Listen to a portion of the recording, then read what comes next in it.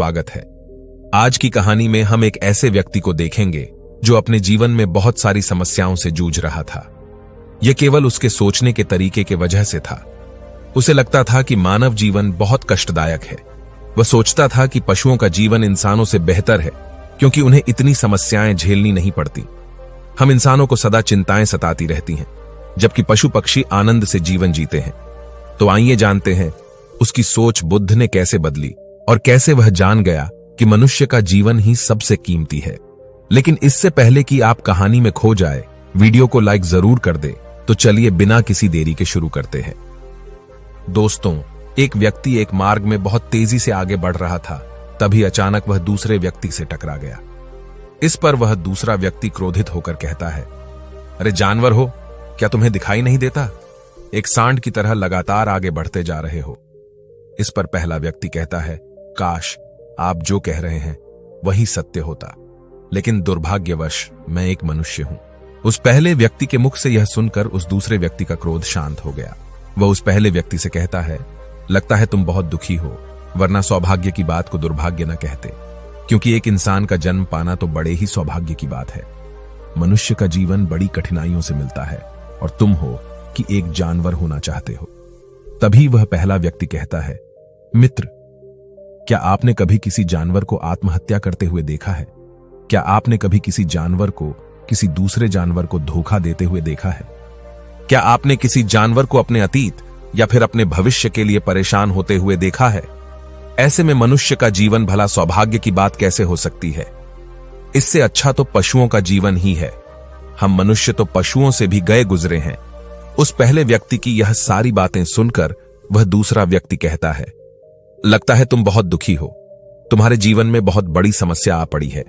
यदि ऐसा है तो तुम्हें इसका समाधान महात्मा बुद्ध के पास मिल जाएगा, तो वहां जाओ। तभी पहला व्यक्ति कहता है कि कौन है? क्या कोई साधु है, महात्मा है, ऋषि मुनि है, पंडित हैं? अगर वह इनमें से हैं तो इनमें से कोई भी मेरी मदद नहीं कर सकता। मैं ऐसे कई लोगों से मिल चुका हूं और इनके पास मेरी समस्या का कोई समाधान नहीं है। इस पर वह दूसरा व्यक्ति कहता है, वह इनमें से तो नहीं है, लेकिन वह क्या है यह मैं भी नहीं जानता। बस मैं इतना ही जानता हूं कि जो भी उनके पास जाता है उनकी सभी समस्याओं का समाधान वह बड़ी सरलता से कर देते हैं। जो भी उनके पास आता है वह अपने सारे दुख दर्द वहीं पर छोड़कर चला आता है। उस दूसरे व्यक्ति की बात सुनकर पहले व्यक्ति को लगा कि उसे भी महात्मा बुद्ध से मिलना चाहिए। उसने उस दूसरे व्यक्ति से कहा, ठीक है भाई, अगर तुम कहते हो तो मैं एक बार उनसे भी मिल लेता हूं, उन्हें भी देख लेता हूं कि आखिर ऐसी क्या बात है जो लोगों की समस्याओं का समाधान बड़ी सरलता से कर देते हैं। इतना कहकर वह व्यक्ति अगले ही दिन महात्मा बुद्ध से मिलने के लिए निकल पड़ा। लगातार 3 दिन की यात्रा करने के बाद आखिरकार वह महात्मा बुद्ध के पास जा पहुंचा। जब वह महात्मा बुद्ध के करीब पहुंचा तो उसने देखा कि महात्मा बुद्ध अपने सभी शिष्यों को उपदेश दे रहे थे। महात्मा बुद्ध कह रहे थे, इस पृथ्वी पर उपस्थित हर किसी का जीवन बहुत कीमती है, परंतु मनुष्य जीवन अनमोल है। इसका उपयोग कर मनुष्य जीवन के उच्चतम शिखर तक पहुंच सकता है और इसी मनुष्य जीवन के कारण हम मनुष्य पशुओं से नीचे भी आ सकते हैं। महात्मा बुद्ध का यह उपदेश समाप्त होते ही वहां पर जो भी लोग बैठे हुए थे वह वहां से चले गए। तभी वह व्यक्ति महात्मा बुद्ध के करीब पहुंचा और वह महात्मा बुद्ध को प्रणाम करके कहता है, हे बुद्ध, आप कहते हैं कि हम मनुष्य का जीवन अनमोल है। आखिर हम मनुष्य के जीवन में ऐसी क्या बात है? हम मनुष्य के जीवन में कीमती जैसा क्या है? हम चिंता करते हैं, परेशान रहते हैं, हम अपने भविष्य के लिए हमेशा चिंतित रहते हैं। ऐसे ही हजारों प्रकार की समस्याएं हम मनुष्य के जीवन में चलती रहती हैं। लेकिन आप क्या जाने, आप तो एक साधु हैं। आपने तो ये सारी चीजें त्याग दी हैं और इसीलिए शायद आप ये सारी बातें बड़ी आसानी से कह सकते हैं। मुझे तो यही लगता है कि मनुष्य का जीवन बहुत ही कठिन है, हमें इसे समाप्त कर लेना चाहिए। आपने कभी किसी पशुओं को देखा है ना, तो वह चिंता करते हैं, ना ही उन्हें किसी तरह की तकलीफ होती है, ना ही वह कोई परेशानी में रहते हैं। वह तो अपना जीवन मौज मस्ती में जीते हैं, ना ही उन्हें अपने भूतकाल की चिंता होती है और ना ही भविष्य की। ना ही वह किसी को धोखा देते हैं और ना ही किसी से शिकायत करते हैं। वह तो बस अपना जीवन जीते रहते हैं और वहीं पर दूसरी तरफ हम मनुष्य का जीवन ठीक इसका उल्टा है। मुझे तो यही लगता है कि मनुष्य का जीवन पशु के जीवन से भी बदतर है। मनुष्य जीवन एक श्राप है जो हमें मिला है।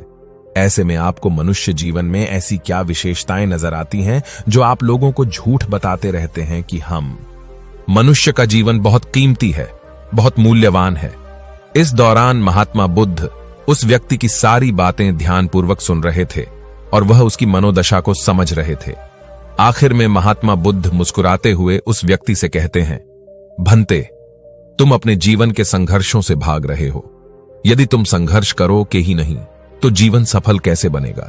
और जब हम संघर्षों से भागते हैं तो हमारा जीवन दूसरों के अधीन हो जाता है और फिर हमें दूसरों के अनुसार ही चलना पड़ता है। इसलिए हमें अपने जीवन के लिए संघर्ष तो करना ही पड़ता है। महात्मा बुद्ध के मुख से यह सुनकर वह व्यक्ति बहुत अचरज में पड़ गया। उसने तुरंत ही महात्मा बुद्ध को प्रणाम किया, उनके चरणों में जा गिरा और उनसे कहने लगा, हे बुद्ध, आपको कैसे पता चला कि मैं अपने जीवन में संघर्षों से भाग रहा हूं, उनसे बचना चाहता हूं? मेरे जीवन में जब भी कोई समस्या खड़ी होती है तो मैं उसका सामना नहीं कर पाता, बल्कि मैं उसे छोड़कर भाग जाना चाहता हूं। आगे महात्मा बुद्ध उस व्यक्ति से कहते हैं, तुम्हें लगता है कि पशुओं का जीवन हमसे लाख गुना अच्छा है, क्योंकि वह अपना जीवन खुद समाप्त नहीं कर सकते, क्योंकि वह किसी को धोखा नहीं देते और न ही आने वाले भविष्य की चिंता करते हैं। इसका मतलब यह तो नहीं कि पशुओं के जीवन में कोई संघर्ष नहीं है। पशुओं के जीवन में तो जन्म से लेकर मृत्यु तक संघर्ष ही होता है। जब वह छोटे होते हैं तो उनकी जान को खतरा होता है, वे अपनी जान बचाने के लिए संघर्ष करते हैं।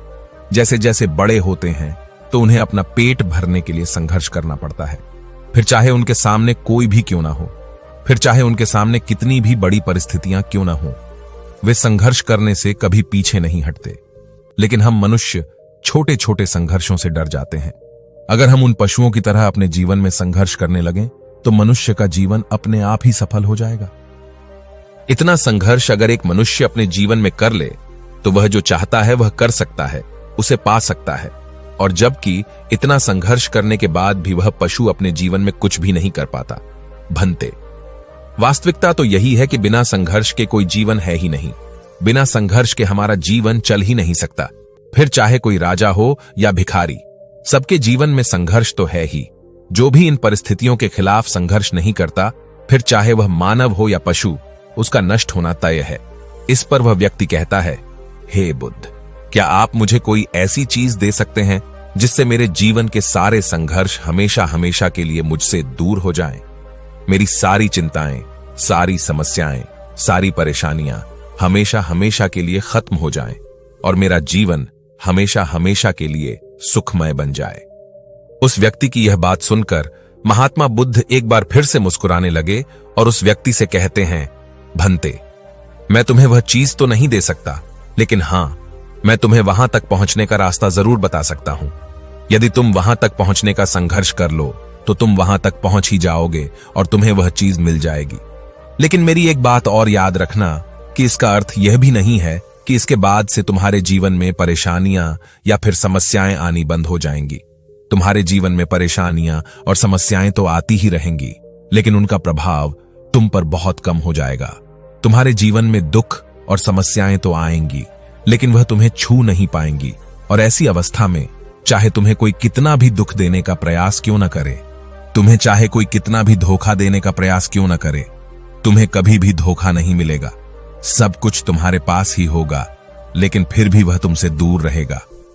महात्मा बुद्ध की यह बात सुनकर व्यक्ति महात्मा बुद्ध के सामने दोनों हाथ जोड़कर महात्मा बुद्ध से कहता है, हे बुद्ध, बताइए वह चीज क्या है और मुझे कहां मिलेगी?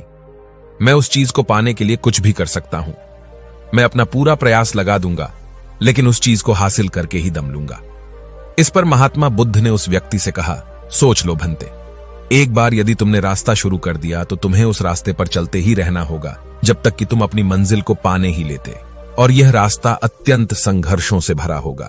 क्या तुम अपनी मंजिल तक पहुंच पाओगे? इस पर व्यक्ति कहता है, आप मुझे वह मार्ग बताइए, मैं उस पर चलूंगा। मैं अपनी अंतिम सांस तक संघर्ष करूंगा, लेकिन उस चीज को हासिल करके ही दम लूंगा। इस पर महात्मा बुद्ध कहते हैं, सुनो, उस चीज का नाम है शांति, जो तुम्हारे मन के भीतर गहराइयों में है। जैसे यह समुद्र की लहरें ऊपर से तो बड़ी तीव्र नजर आती हैं और उछाल मारती हैं, जिन्हें देखकर हमारा मन घबरा जाता है, परंतु ठीक इसी के विपरीत उसकी गहराई में वह बहुत ही शांत होता है। और ठीक इसी प्रकार हमारे मन की गहराइयों में भी वह शांति छिपी हुई है। तुम्हें अपने मन की गहराइयों में उस शांति को खोजना होगा, उस शांति के लिए संघर्ष करना होगा। और अगर तुम रास्ते से नहीं भटके तो जैसा मैंने तुम्हें कहा है वह सब तुम्हें मिलेगा जो तुम चाहते हो। महात्मा बुद्ध के मुख से यह सुनकर वह व्यक्ति कहता है, हे तथागत, मैंने तो सोचा था कि आप मुझे कोई ऐसी वस्तु बताएंगे जिसे मैं किसी भी हालत में खोज लूंगा और उसके बाद मेरा जीवन सुखमय बन जाएगा। इस दुनिया में ऐसी कोई चीज जिसे खोजा नहीं गया उसे तो खोजा जा सकता है, लेकिन मैं अपने मन के भीतर कैसे जा सकता हूं? वहां भला कौन सा मार्ग जाता है? वहां भला ऐसी कौन सी सवारी जाती है जिस मार्ग पर मैं चलकर या फिर उस सवारी के द्वारा वहां तक पहुंच सकता हूं? इस पर महात्मा बुद्ध मुस्कुराने लगे और उस व्यक्ति से कहते हैं, भंते, वहां पर कोई सवारी नहीं जाती और न ही वहां पर मनुष्य पैदल जा सकता है। फिर भी वह एक मार्ग है और उस मार्ग पर चलना ही पड़ता है। इस पर वह व्यक्ति कहता है, हे बुद्ध, तो आप मुझे बताइए, मैं उस मार्ग पर चलकर कैसे अपने मन के भीतर की उस शांति को खोज सकता हूं? इस पर महात्मा बुद्ध ने कहा, इस दुनिया में सबसे शक्तिशाली क्या है? इसका जवाब देते हुए वह व्यक्ति कहता है, हे बुद्ध, इस दुनिया में सबसे शक्तिशाली चक्रवर्ती सम्राट हैं जिसके पास असीम शक्ति है, जिसके पास सब कुछ है, उसके पास किसी चीज की कोई कमी नहीं। इसके जवाब में महात्मा बुद्ध कहते हैं, नहीं, इस दुनिया में सबसे शक्तिशाली चीज है इच्छा, और यही इच्छा इस दुनिया को चला रही है। जो कोई भी कुछ भी कर रहा है वह उसकी इच्छा का ही परिणाम है, उसका कर्म है, सब कुछ उसकी इच्छा के अनुसार ही चल रहा है। जहां तक बात है एक चक्रवर्ती सम्राट की, तो एक इच्छा एक चक्रवर्ती सम्राट को भी धूल में मिटा सकती है, और वहीं पर उसी के विपरीत एक इच्छा एक आम इंसान को भी एक चक्रवर्ती सम्राट बनाने में सक्षम है।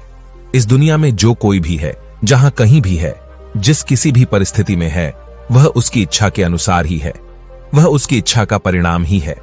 अपनी इच्छा के बल पर मनुष्य इस जीवन में कुछ भी कर सकता है, लेकिन एक वास्तविकता यह भी है कि मनुष्य अपनी इच्छा पर नियंत्रण नहीं कर पाता, जिस कारण उसके जीवन में वह सब भी घटित होता रहता है जिसकी वह चाहत नहीं रखता।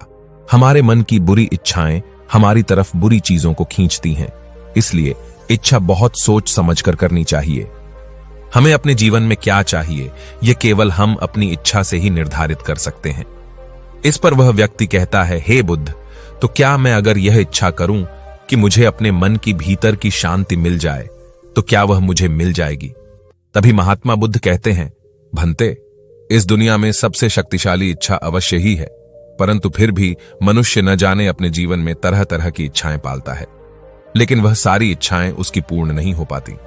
जानते हो क्यों? क्योंकि उस इच्छा को पूरा करने के लिए एक और चीज की आवश्यकता पड़ती है, और वह एक चीज की कमी मनुष्य के जीवन में हमेशा बनी रहती है। क्या तुम उसके बारे में जानते हो?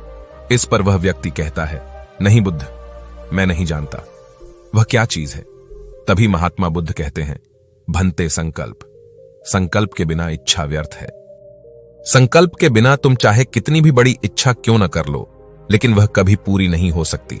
संकल्प जितना मजबूत होगा, तुम्हारी इच्छा भी पूरी होने की संभावना उतनी ही अधिक होगी, और संकल्प जितना कमजोर होगा, तुम्हारी इच्छा भी उतनी ही कमजोर होगी।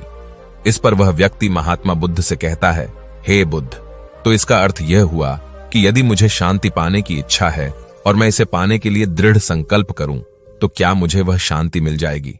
तभी महात्मा बुद्ध कहते हैं, भंते, संकल्प भले ही इच्छा को शक्ति प्रदान करता है, परंतु इच्छा और दृढ़ संकल्प होने के बाद भी व्यक्ति अपने मंजिल तक पहुंच नहीं पाता, क्योंकि वह राह में भटक जाता है और फिर थक हार कर वह अपने संकल्प को त्याग देता है और अपनी इच्छाओं को छोड़ देता है।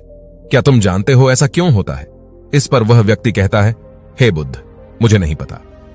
तभी महात्मा बुद्ध कहते हैं, क्योंकि किसी भी मार्ग पर चलने के लिए उस मार्ग के ज्ञान का होना बहुत आवश्यक है, और यह ज्ञान हमें उस मार्ग पर चलकर ही मिल सकता है ना कि केवल बैठकर सोचने से।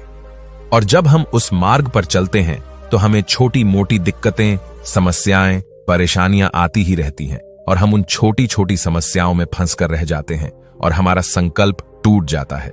हमारी इच्छा उन छोटी छोटी समस्याओं के सामने कमजोर पड़ जाती है और हम उन समस्याओं के सामने घुटने टेक देते हैं, हार मान लेते हैं, और हमारा पूरा का पूरा जीवन फिर उन्हीं समस्याओं के इर्द गिर्द घूमता रह जाता है और हमारा पूरा जीवन वहीं पर समाप्त हो जाता है।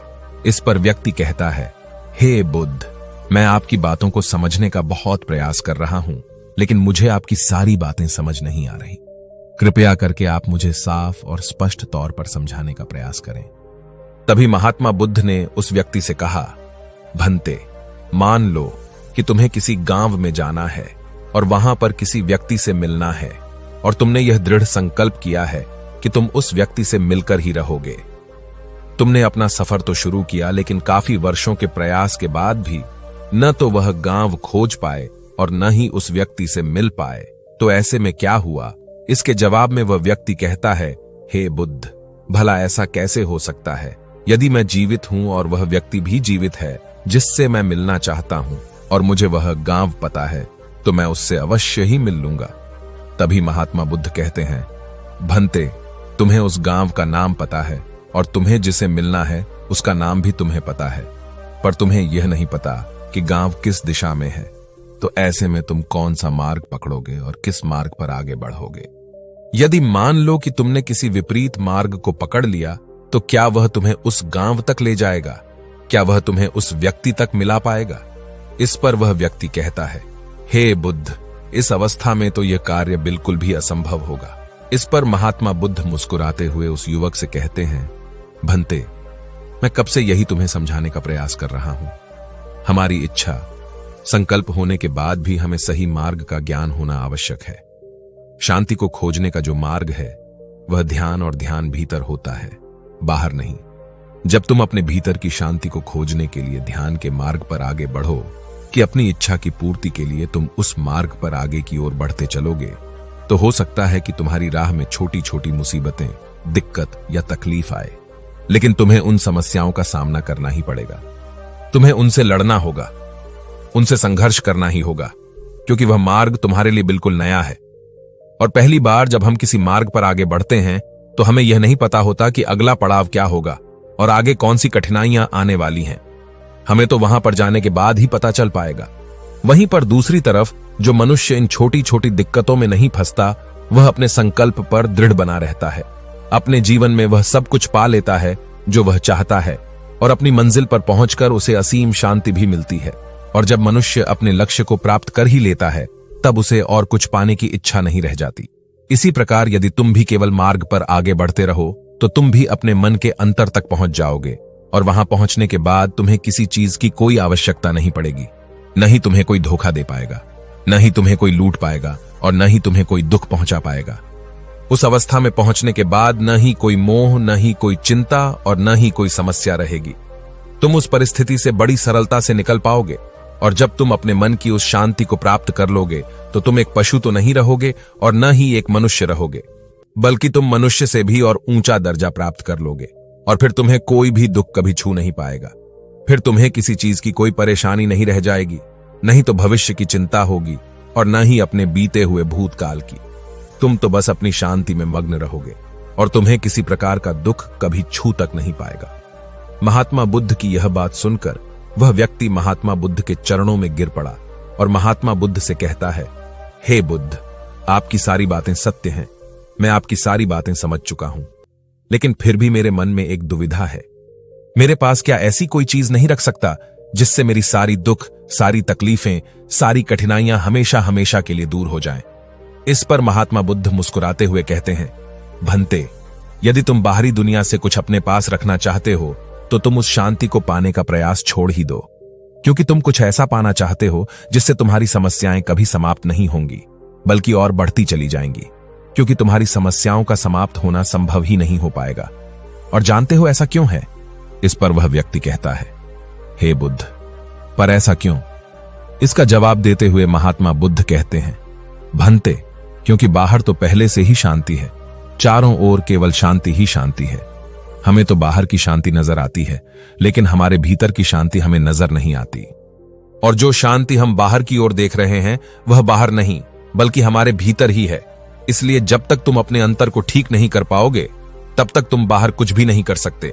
जब तक तुम्हारे भीतर सब कुछ ठीक नहीं होगा, तब तक बाहर कुछ भी ठीक नहीं हो पाएगा।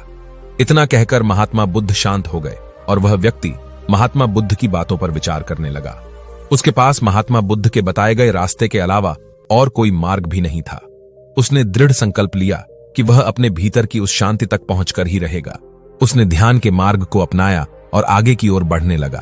अब वह व्यक्ति अपनी मंजिल तक पहुंचता है या नहीं, यह तो उसकी संकल्प, उसकी इच्छा शक्ति और उसके मार्ग में लगातार आगे बढ़ने पर निर्भर करता है। उससे यह भी समझ आ गया कि मनुष्य का जीवन पशुओं से बुरा नहीं है, बल्कि उससे जैसा जीवन मिला है वही सही है और उससे वह और बेहतर कर सकता है। दोस्तों, आपने आज के इस वीडियो से क्या सीखा वह मुझे आप कमेंट में बता सकते हैं। इसी के साथ में उम्मीद है कि आपको आज की वीडियो पसंद आई होगी, तो इस वीडियो को उस इंसान को शेयर करें और उसी के ठीक बाद चैनल को सब्सक्राइब करें। तो चलिए फिर मिलते हैं ऐसी एक और नई वीडियो में। तब तक के लिए अपना ख्याल रखें। धन्यवाद और नमो बुद्धाय।